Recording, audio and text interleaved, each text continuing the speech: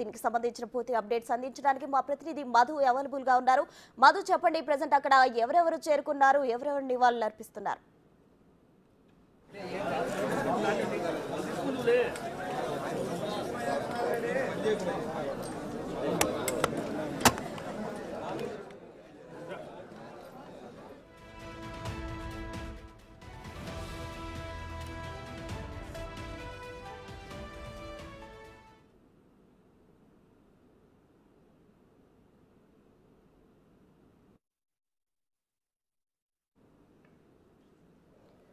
వైఎస్ఆర్ 75వ జయంతి సందర్భంగా ఇడుపులపాయలోని ఆయన ఘాట్ వద్ద వైఎస్ జగన్మోహన్ రెడ్డి, విజయమ్మ అలాగే కుటుంబ సభ్యులు నివాళులర్పిస్తున్నారు. దీనికి సంబంధించిన అప్డేట్స్ మా ప్రతినిధి మధు అందించడానికి అవైలబుల్ గా ఉన్నారు. మధు చెప్పండి, ప్రెసెంట్ అక్కడ ఎవరెవరు చేరుకున్నారు? పార్టీ శ్రేణులు కావచ్చు, అభిమానులు కావచ్చు, భారీగా తరలి వచ్చిన పరిస్థితి మనం చూస్తున్నాం. ఎవరెవరు నివాళులర్పిస్తున్నారు మధు? ప్రసన్న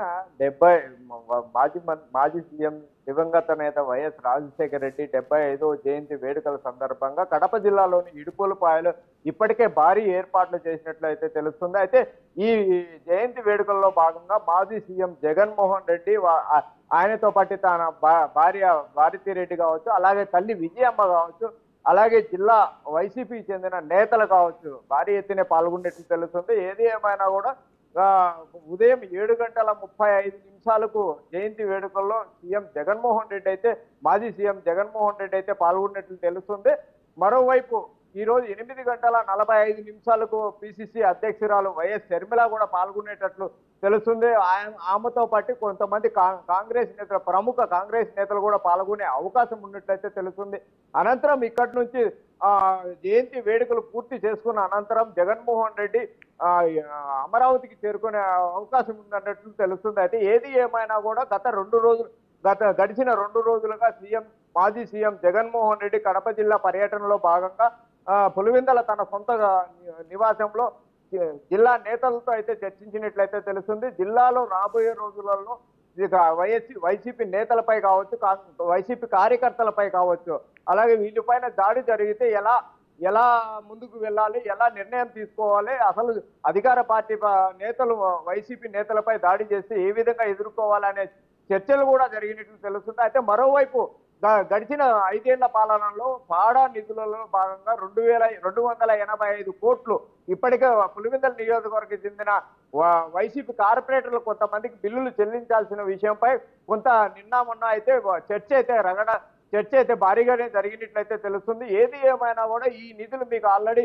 అలాట్మెంట్ చేశాం కదా, ఎందుకు మీకు రాలేదని ఆ వాదనలు కూడా వినిపిస్తున్నట్లయితే తెలుస్తుంది. మరోవైపు అయితే పులివెందుల నియోజకవర్గంలో మెడికల్ కాలేజ్ అయితే ఎవరైతే నిర్మించారో పెద్దిరెడ్డి రామచంద్రారెడ్డికి సంబంధించిన ఓ సంస్థ మెడికల్ కాలేజ్ నిర్మించిందే, ఆ సంస్థకి పాడా నిధులు చేరాయనే ఉద్దేశంతో ఇక వైసీపీకి చెందిన కార్పొరేట్లు అయితే కొంచెం ఆందోళన అయితే వ్యక్తం చేసినట్లయితే తెలుస్తుంది. మరోవైపు కడప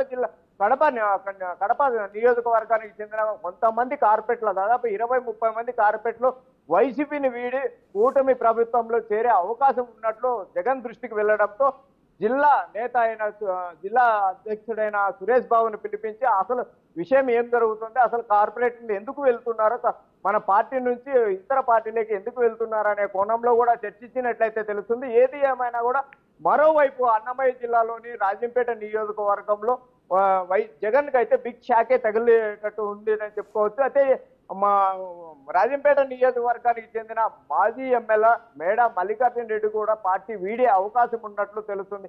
ఏది ఏమైనా ఈ 75వ జయంతి వేడుకలు జరుపుకునే అనంతరం అక్కడ నుంచి ప్రత్యేక విమానంలో గన్నవరం చేరుకున్నట్లు తెలుస్తుంది. ప్రస్తుత